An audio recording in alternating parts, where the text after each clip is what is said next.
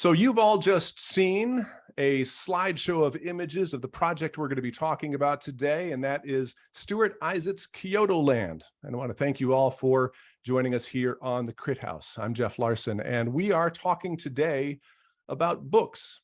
And we're doing that with two very special guests here joining us, two expert reviewers, Dan Milnor, who is sitting in his van somewhere in America.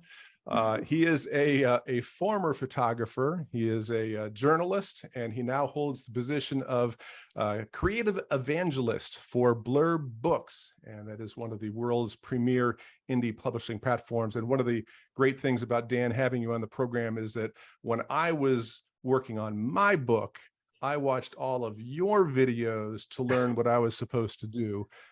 So it's a real honor to have you here with us today. Thank you for having me. I appreciate that.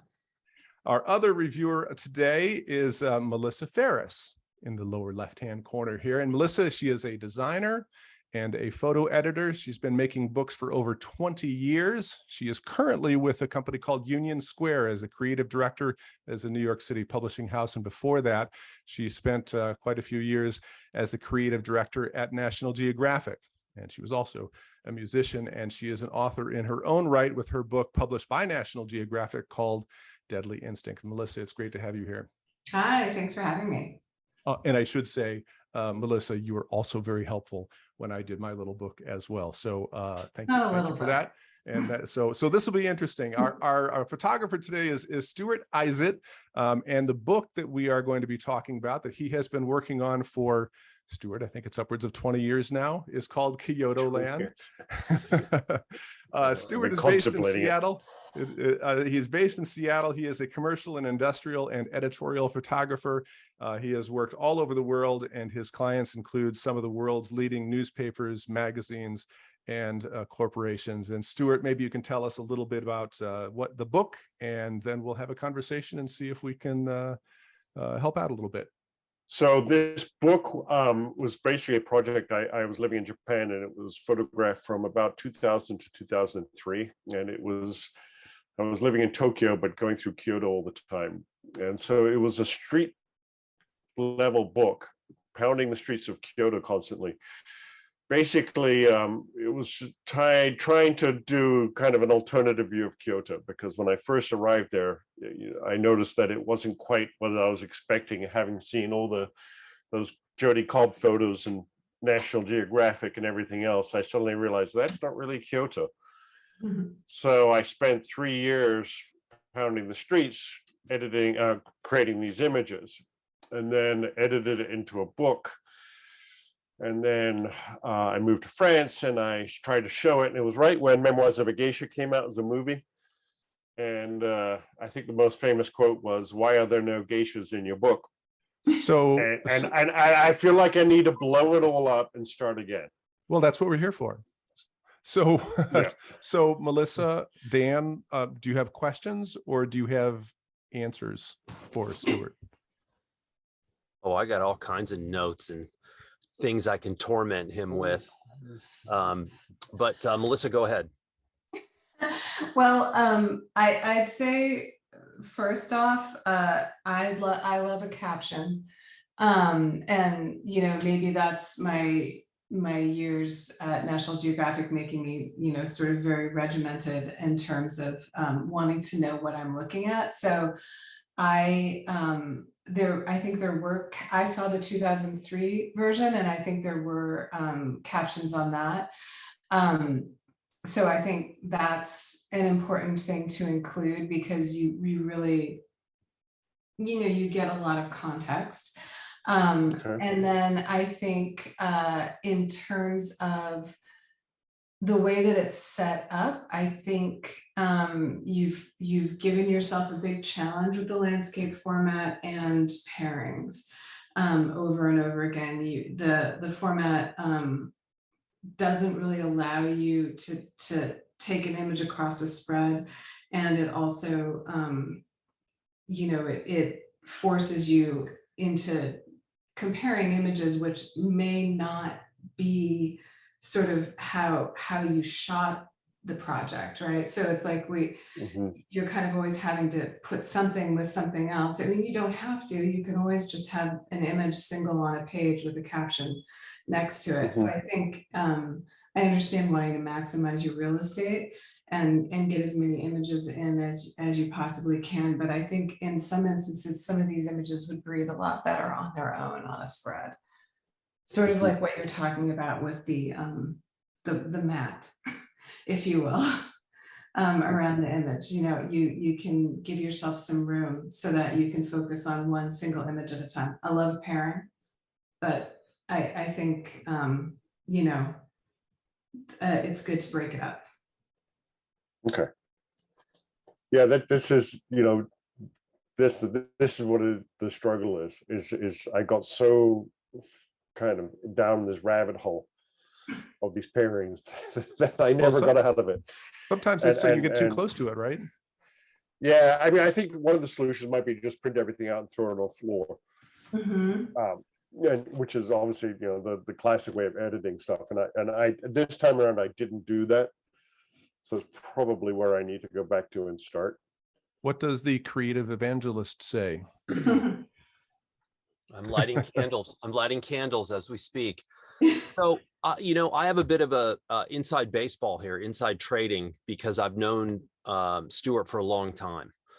So I also know what Stuart is and what he does that surrounds his photography that's not necessarily in the photographs. And I think Stuart represents a kind of photographer that in a lot of ways is going away today, which is someone who has invested, you know, it's like there's no separation between Stuart as a person and Stuart as a photographer. And I love that. And I think it's more and more uncommon to encounter those people. And one of the things that I think he does very well, he has a very lovely writing style.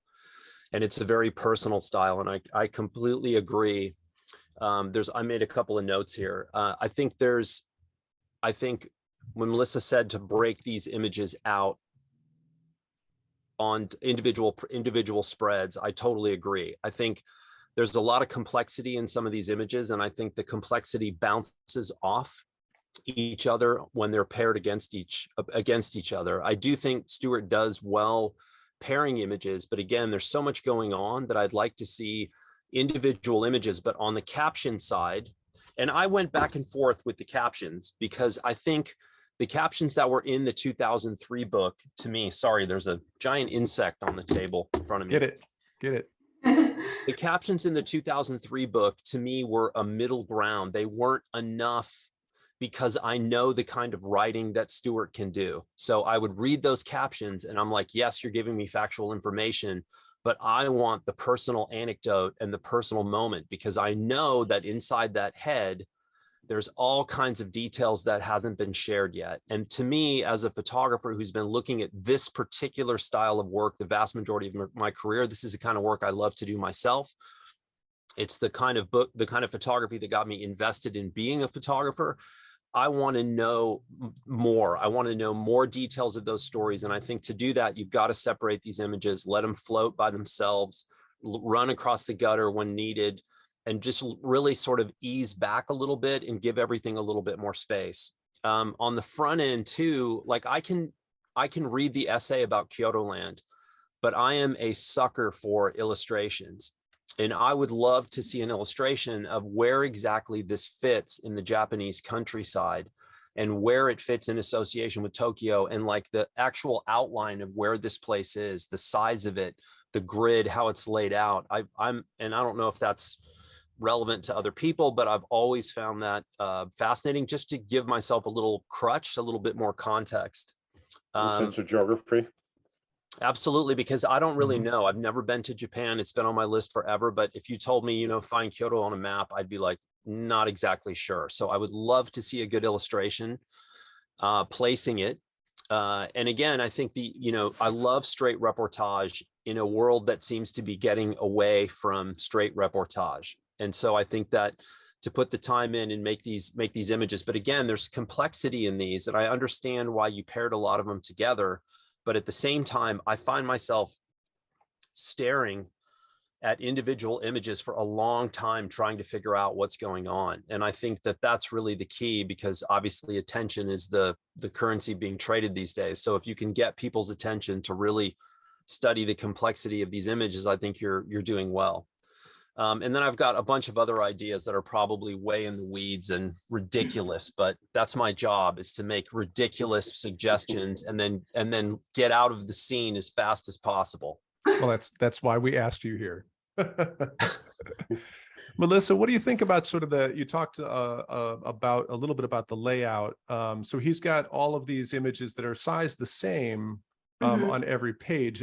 Is that working for you, or do you think that they should be paced a little bit? Yeah, I think, I mean, to me, again, I've designed and photo edited hundreds and hundreds of photo books. And I do think that when you go with an oblong format like this, you are giving yourself more challenges in terms of how the images can play on the page, because when you need to, I'm assuming these are sort of like to frame edge. If you blow them up enough to sort of go top to bottom on a page, they will cross the gutter in a minor way, in a way that won't really succeed or help you to get a lot of size out of the image. I think if you don't want to take an image as a double truck, is what we call it in book layout land. If you don't want to have any images be double tracks, then this is a good format. But if you do, a taller format is better. There's a lot of formats that are fairly proportional to to this particular format, like a 9 1/8 by 10 7/8 or something like that, still allow you to have a lot of scale out of pairings when you have them. But if you want to take, say, one of these two images across the gutter, you would have a lot more opportunity to do something running 3/4, or even for some images to make them a full spread. And I think that, again, it's sort of what we were talking about. It allows you to focus on one image at a time, and it gives you a bit of a rest. You're sort of just seeing one big, large image. Also gives you a lot of opportunity for, if you run an image at 3/4 of a spread, then you have a large column where you can put in like a longer personal anecdote, which might, really in some instances be called for. I would not personally do all of one thing in a book, pretty much ever. I would want to have a big variety of how these things are laid out, and sort of try to tell a different story on every page, if that makes sense. Every time you flip a page, it's a new and engaging moment for the reader. Dan, what's your thought about that? Do you agree? You have to cut this part out, because I'm going against my employer right now. So the rush to modernity is an interesting angle for me. And the word rush is critical. And when I think of rush in photo publication, I think newspaper.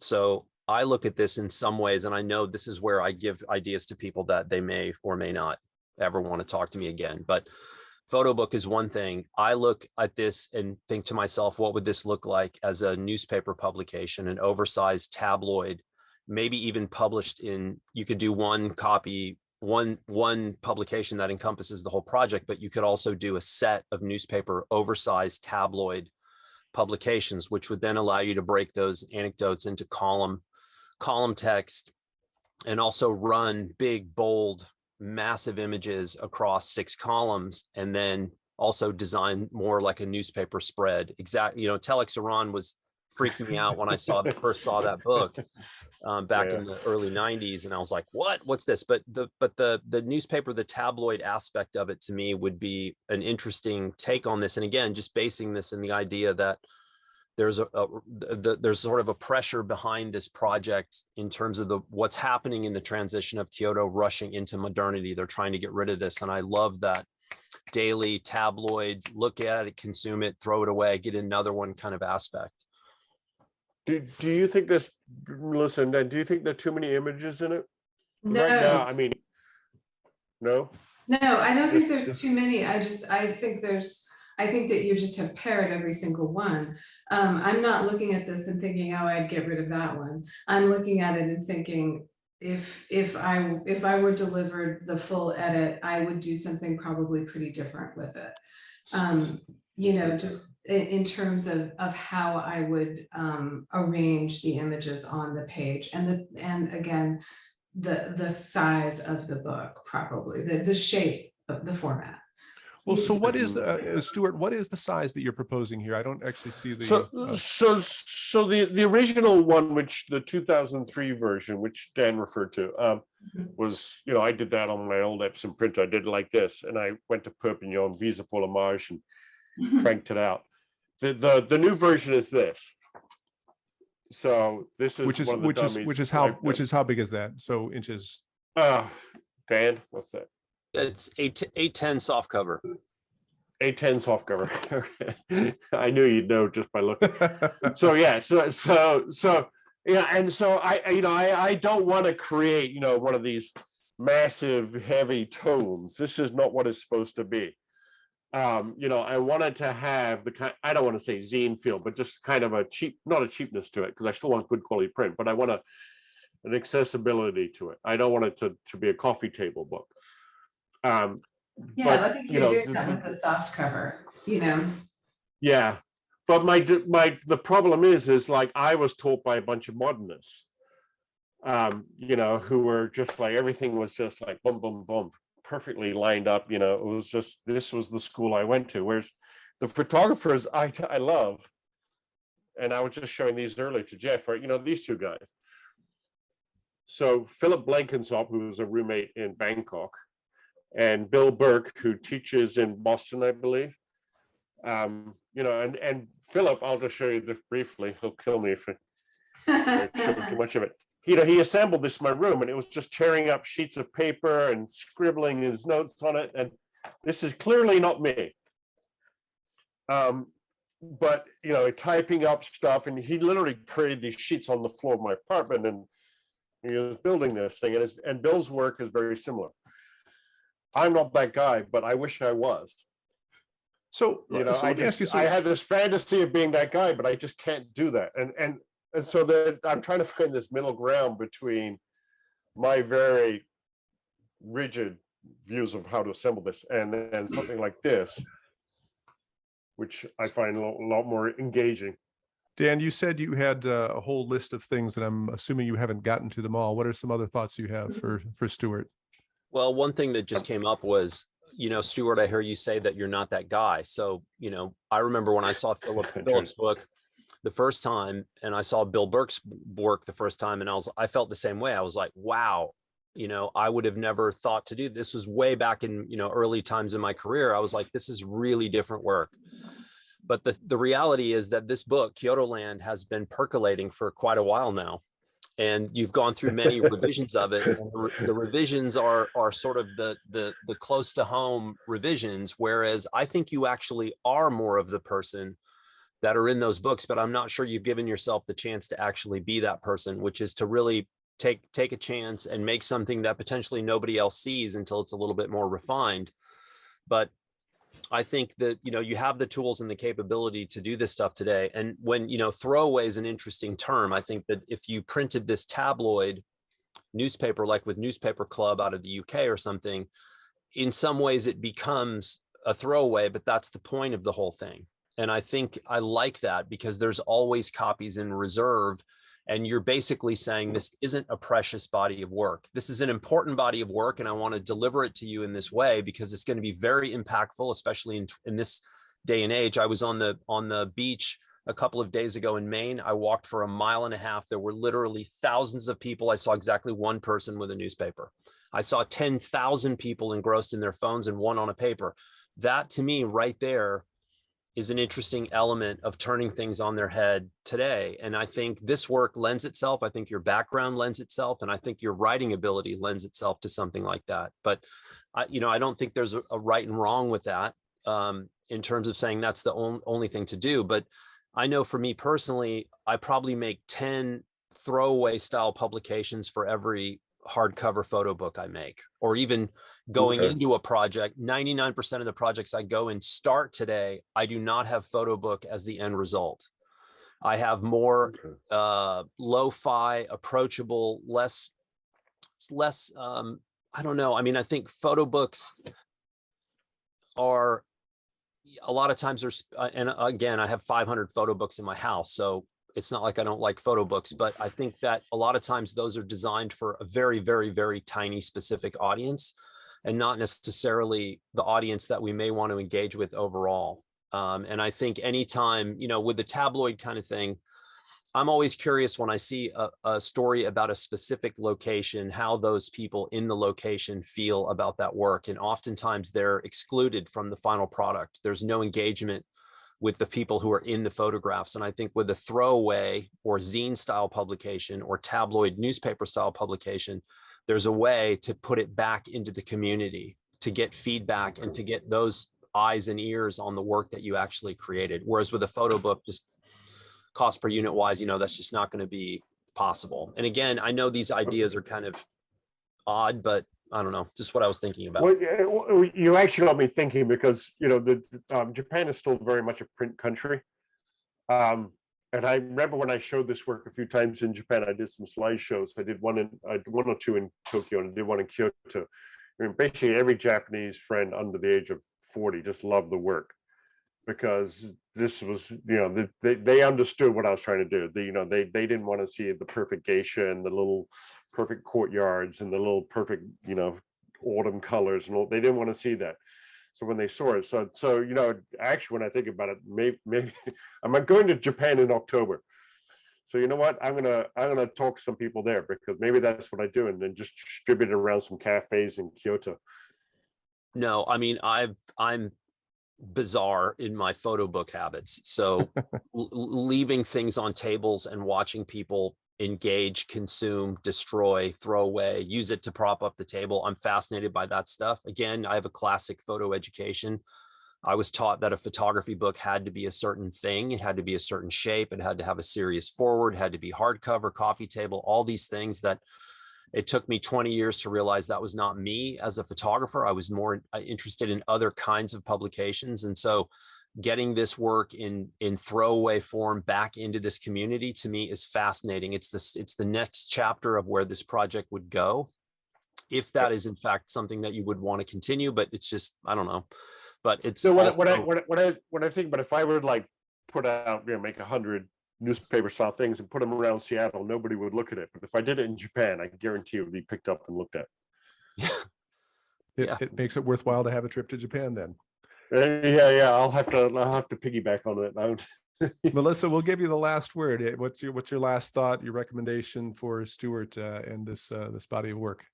I think, Stuart, you do not have to be the designer, photo editor, writer, and photographer on a project. Were I to make a solid recommendation to you, it would be to invite someone else to come and work on the project with you. Somebody who is a designer whose work you admire, or a photo editor, whose work you admire, to come in and make some recommendations, like to work with you through, probably what would be kind of a lengthy process to figure out the right format, the right, trim size, the right pacing, the right amount of copy. Somebody, it's very rare that you'll find someone who does every piece of production on any book. Most books are made by a small group of people, but they're not usually made by one person. And so it does usually take a bit of a village to make them. So I think my recommendation would be to reach out and find somebody who you think, whose work really inspires you, maybe from a design standpoint is sort of easiest. And the other thing too is, you know, you're saying you admire the individual projects that you've held up of those two photographers, but you're not that guy. So you need to figure out what guy you are. I think, and if this isn't what makes you happy in the presentation of this project, you know, you need to figure out what direction you want to take it in. If it is more of a, you know, newspaper format or a zine format, if it's a soft cover, if it's, you know, a smaller number of images or a larger number of images. I think it's that's something, again, that another person really, almost from in any capacity, an editor, a photo editor, a designer, could help you distill that idea. If you're not the, you know, crossed out, handwritten zine Xerox dude, then, you know.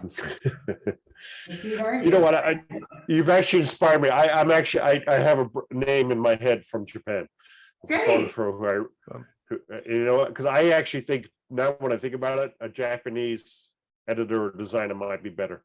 Yeah, I think absolutely. I think because they just might bring enough of a twist to it, and for an American viewer, a foreignness to it. Well, that it would make it more interesting for an American reader. So I mean, I think I know, Dan, you do your books soup to nuts on your own. I think a lot of them, you do a lot of books. The one book that I did, the most valuable thing that I did is what Missy is just suggesting, is to have a designer come in and take a look at it. I mean, the fresh eyes and the perspective, the objectivity to the images and what you're trying to communicate, I always found to be, well, it was incredibly helpful to my, you know, tiny little self-published book. But so yeah, listen, go ahead. Anytime I do anything that has legitimate design requirements, I hire a designer, or I work with a designer and an editor as well. So, and when I do collaborative projects with Blurb, with outside artists or photographers, we always hire designers and editors to do it, because you certainly, the only thing I know for sure is you do not want me editing your photo book or designing your photo book.